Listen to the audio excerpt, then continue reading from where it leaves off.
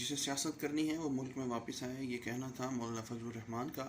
بہت ہی اہم بیان سامنے آیا ہے پی ڈی ایم کے سربراہ مولانا فضل الرحمان کا، کیونکہ نواز شریف کی صاحبزادی مریم نواز صاحبہ نے کہا تھا کہ نواز شریف کی زندگی کو خطرہ لاحق نہیں کروایا جا سکتا، نواز شریف ملک واپس نہیں آ سکتے، اور مسلم لیگ نون کا کوئی بھی ورکر یا لیڈر نہیں چاہتا کہ وہ واپس آئیں۔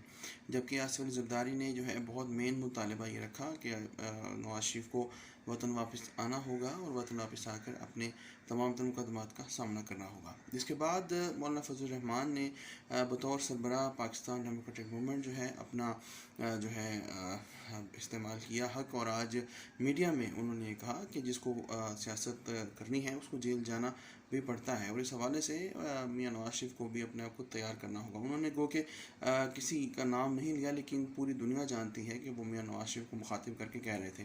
بہرحال ان کا رابطہ ہوا نواز شریف سے بھی اور آصف زرداری سے بھی۔ اب دیکھتے ہیں کہ آنے والے دنوں میں پی ڈی ایم کیا رخ اختیار کرتی ہے اور حکومت کو کیا ٹف ٹائم دے پاتی ہے۔